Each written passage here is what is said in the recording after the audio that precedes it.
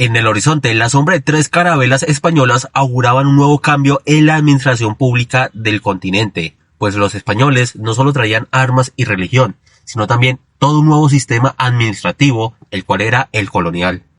Cuando las tropas españolas desembarcaron en las costas de América, les resultó muy fácil conquistar todos aquellos reinos fragmentados de América. Y tras cada pueblo conquistado, siempre un oficial español se dirigía a todos sus habitantes, diciendo: en nombre de su majestad el rey, cada territorio será gobernado por un cabildo, bajo la supervisión de un corregidor. Y es que al igual como había sido antes de la llegada de los españoles, la administración colonial se basó en una estructura jerárquica, en donde el rey era el poder supremo, seguido por el Consejo de Indias, organismo encargado de la administración y la legislación en América. Debajo de este estaba el rey, el cual era el representante del rey en cada virreinato. Abajo de este teníamos la audiencia, el cual era el tribunal que administraba la justicia y asesoraba al virrey. Después encontrábamos a los corregidores, los cuales eran las autoridades locales en las provincias, y finalmente estaban los cabildos, que eran los gobiernos municipales encargados de la administración local.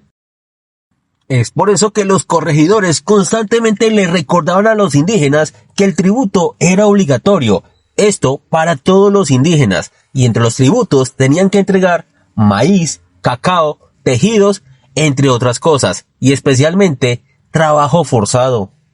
Y aunque este sistema era muy similar al MIT-A Inca, la diferencia radicaba es que antes trabajaban para la comunidad, ahora trabajaban para un rey al cual no conocían. Adicionalmente, trabajaban sin recibir una retribución justa, y quienes se negaban a pagar tributo terminaban encadenados, pagando multas, siendo golpeados y llevados incluso hasta la muerte. En cuanto a las obras públicas como caminos, puentes e iglesias, eran responsabilidad de los cabildos, que organizaban la mano de obra indígena y esclava mediante el sistema de repartimiento, siendo los cabildos conformados por los alcaldes y los regidores, quienes se encargaban de la administración local, la justicia menor, la recaudación de impuestos y la organización de festividades religiosas. Y aunque los líderes indígenas varias veces intentaron resistirse y oponerse al yugo español, la verdad, durante muchos siglos no pudieron hacer nada y terminaron viviendo bajo el dominio colonial. Por lo que las antiguas estructuras indígenas pudieron sobrevivir solo en la clandestinidad, manteniendo sus tradiciones y organizaciones comunitarias en secreto. Mientras que los españoles, gracias al nepotismo, los sobornos y otros actos de corrupción que permitían su sistema de virreinato, se hacían cada vez más ricos y poderosos. Esto provocaba que los indígenas cada vez miraran con más resentimiento a los corregidores españoles cuando contaban sus monedas en las oficinas coloniales. Pero tras siglos de explotación, el sistema colonial mostraba sus grietas. Altos impuestos, discriminación y trabajo forzado alimentaban el descontento. Pero un día, en una taberna en una ciudad colonial, varios criollos, mestizos e indígenas discutían en voz baja mientras un sacerdote leía un documento con un mapa de los virreinatos. Uno de estos criollos dice: los españoles nos ven solo como súbditos, pero nosotros también tenemos derecho a gobernar. El otro le responde: el rey ha caído en España. Creo que es nuestra oportunidad de sublevarnos. En ese momento, algo se escucha. Pum, pum, pum. Un cartel era clavado en una pared que anunciaba una nueva reforma fiscal, la cual era la reforma Barbónicas, que aumentaban los impuestos y redujeron el poder de los cabildos criollos, avivando el resentimiento en contra de la corona. Por lo que los criollos, en busca de saciar su hambre de poder, decidieron desafiar la autoridad y el poder de la corona. Por lo que en una reunión secreta en un cabildo, los criollos se preguntaron: si los españoles nos gobiernan a través de los cabildos, ¿por qué nosotros no gobernamos diciendo que lo hacemos por el pueblo? Así que los criollos, haciendo uso de discursos que sonaban mucho más bonitos de lo que eran, terminaron usando a indígenas, campesinos y afros como carne de cañón con tal de conseguir este poder. Se realizaron múltiples revueltas a través de todo el continente, por lo que en 1808 los criollos, usando su clara ventaja numérica frente a los españoles y usando también la invasión napoleónica a España para formar sus propios gobiernos locales comandados y dirigidos solo por ellos. Pero a la final, la administración pública independista resultó solo ser una copia de la colonial, solo que esta vez no respondían al rey, sino a los criollos. Y criollos como Simón Bolívar llevaron a cabo auténticas masacres con tal de conservar su poder, ordenando fusilamientos o atacando a ciudades civiles simplemente porque se oponían a sus deseos personales. Luego de alcanzar la independencia, vinieron las discusiones de la nueva forma de gobierno. Algunos buscaban una república, otros querían continuar con una especie de monarquía. Luego fueron las discusiones entre centralistas y federalistas. Finalmente, campesinos, criollos y afros se dieron cuenta que lo único que lograron fue pasar de manos de un rey y sus virreyes a manos de los criollos. Así que la nueva estructura de gobierno de la República de la Gran Colombia estaba estructurada así. El presidente era Simón Bolívar, el vicepresidente era Francisco de Paula Santander, el Congreso Nacional, los departamentos estaban gobernados por intendentes designados por el presidente, las provincias eran administradas por los gobernadores y los municipios dirigidos por los alcaldes y cabildos. El poder se centralizaba desde Bogotá según el modelo basado en la Constitución de Cúcuta de 1821, que estableció un gobierno fuerte con un presidente y un congreso. Mientras que los intendentes supervisaban el comercio, la recaudación de impuestos y la seguridad.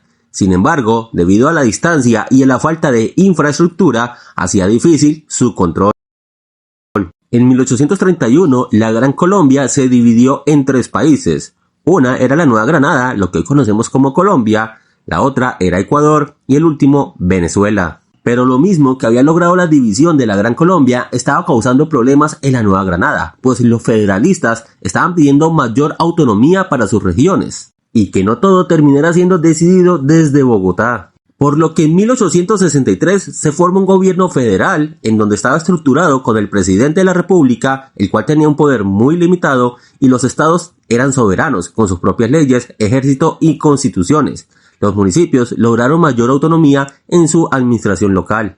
Pero el federalismo tenía sus propios inconvenientes, pues las leyes variaban entre estados, la recaudación de impuestos era ineficiente y había conflictos entre gobiernos locales y el poder nacional.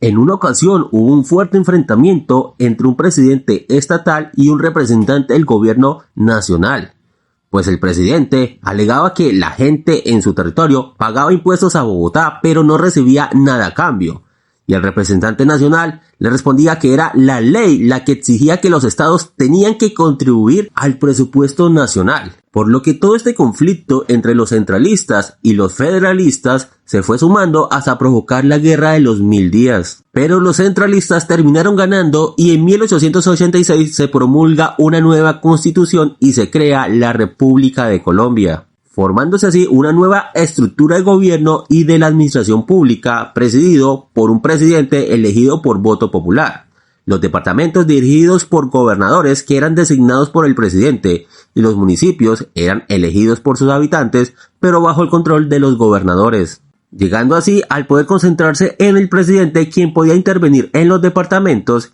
eliminando la autonomía de los estados y creando departamentos subordinados a Bogotá. Y en los departamentos eran los gobernadores quienes supervisaban la educación, la seguridad y la recaudación de impuestos, mientras que los alcaldes seguían teniendo poca independencia. A pesar de que Colombia había sufrido múltiples cambios en su estructura de gobierno y de administración pública, en esencia seguía siendo la misma colonial, en donde el gobierno, compuesto por los descendientes de los criollos, se financiaba mediante los impuestos sobre la producción agrícola, el comercio y la importación de bienes. Sin embargo, la carga fiscal siempre recaía sobre los sectores más pobres, campesinos, indígenas y afros. Pero la estructura de gobierno no era lo único que se había heredado de los españoles. También el nepotismo, el clientelismo, la ayuda a los amiguetes y demás formas de corrupción impregnaban a la nueva sociedad colombiana.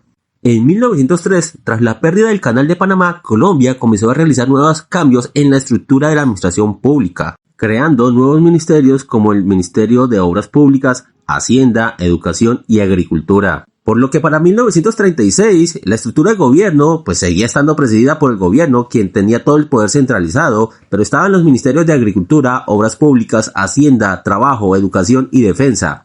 Las gobernaciones departamentales seguían siendo supervisadas por Bogotá y las alcaldías municipales tenían mayor autonomía para proyectos locales. En 1958 se crea el Frente Nacional para ponerle fin a la violencia entre conservadores y liberales tras muchos años de guerra y conflicto interno entre ellos. Para 1960 se comienzan a crear institutos como el Instituto de Bienestar Familiar y los Institutos de Seguros Sociales. Para 1991 se crea una nueva constitución que hace una modificación al Estado, ampliando los derechos y descentralizando un poco el poder. Y aunque el presidente seguía siendo el jefe de Estado y gobierno, ahora tenía que lidiar con el Congreso bicameral, el cual estaba conformado por el Senado y la Cámara de Representantes.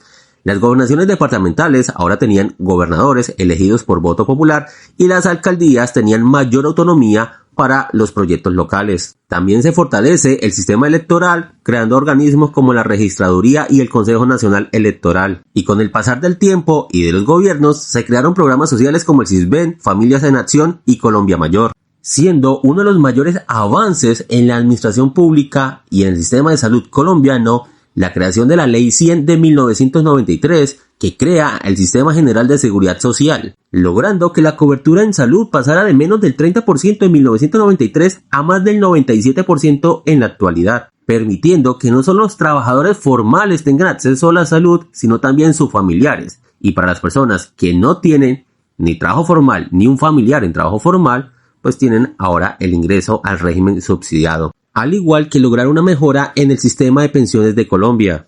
A pesar de los grandes avances en la administración pública, actualmente seguimos sufriendo las consecuencias de lo heredado de los españoles en la época colonial. Un ejemplo claro es el gobierno nacional actual, que a pesar de tener el mayor presupuesto general en la historia de Colombia, está afrontando graves crisis en múltiples sectores claves. Sectores como la salud, que por mero capricho del gobierno nacional no ha querido girar los recursos necesarios para este sector, a pesar de que las altas cortes les han ordenado una y otra vez hacerlo. O sectores como el de la educación, que se ha visto afectado por 3 cambios de ministros en 2 años, además una reducción en el presupuesto de ciencias y tecnologías, y últimamente el duro golpe que le dio el gobierno nacional al ICETEX.